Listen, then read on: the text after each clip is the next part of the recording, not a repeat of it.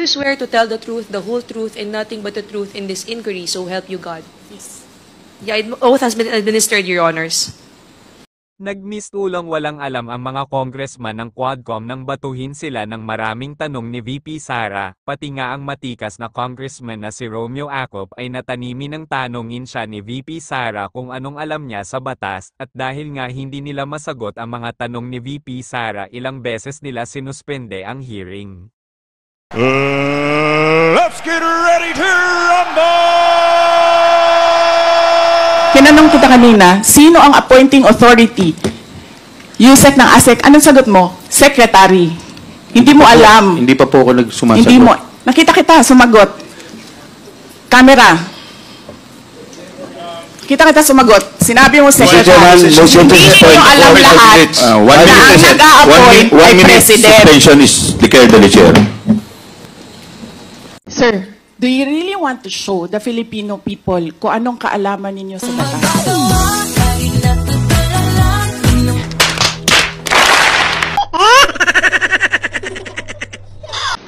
Thank you. I will recognize you now, Okay. Honorable Vice President. Yes.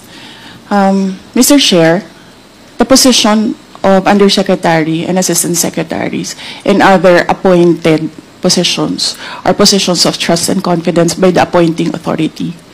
The resignation letters of the USECs and the ASECs of DepEd were accepted by the appointing authority. And who is that? Mr. Chair? The President of the Republic of the Philippines. Yes. It is not the Secretary of the Department of Education. So you ask the President of the Republic of the Philippines why he accepted the resignation of the USECs and the ASECs.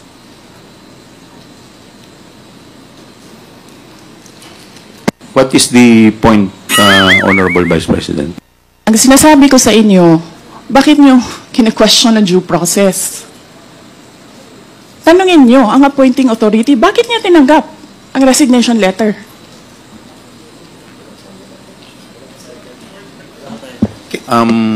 Madam Vice President, Yes, sir. we will, wala pa po tayo dun sa usapin na yun. Sa anong usapin, Later sir? later po sa binabanggit po ninyo. Sa anong Wala pa usap- po tayo sa period of interpellation.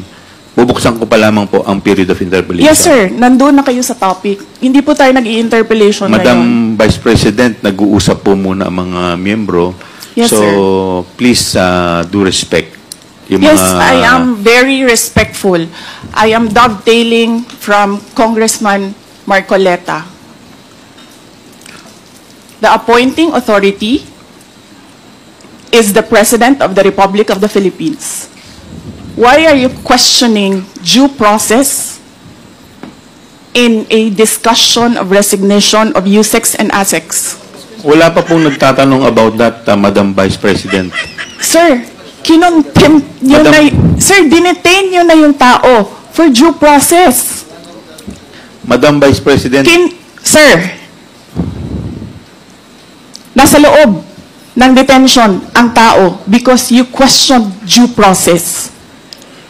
Asaan ang explanation ng due process ninyo doon? Nasaan? Madam Vice Tinanong President, kita kanina.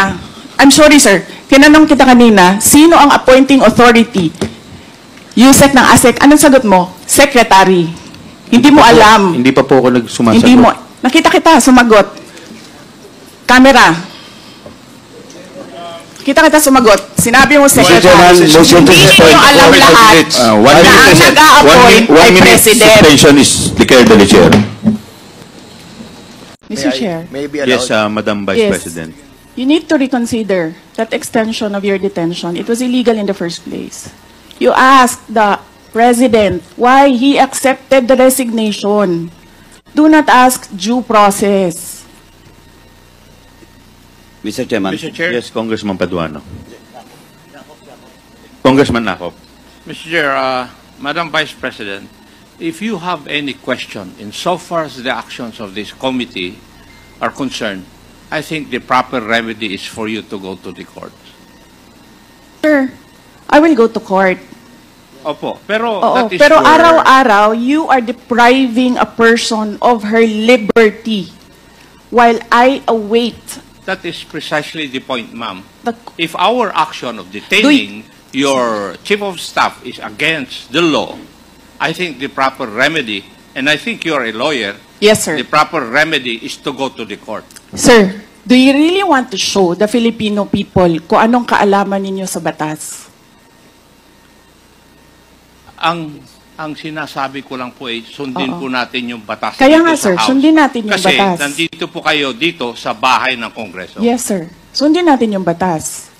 Why will you penalize, punish Yusek Lopez for an act of the President? Madam Vice President, that is the decision of the committee as a whole. Sana po respetuhin po ninyo. Yes, sir. Kung meron pong Okay. remedy, alam naman po ninyo bilang abogado na tama po yung sinasabi ni Congressman Acop, pwede po tayong mag-file ng relief sa Okay, court. sige, sir. Tinutulungan ko lang kayo, sir, kasi napapahiya ang Pilipinas. Ganito ba ang House of Representatives? Tinutulungan ko lang kayo. Maraming salamat po, Madam Vice President. Good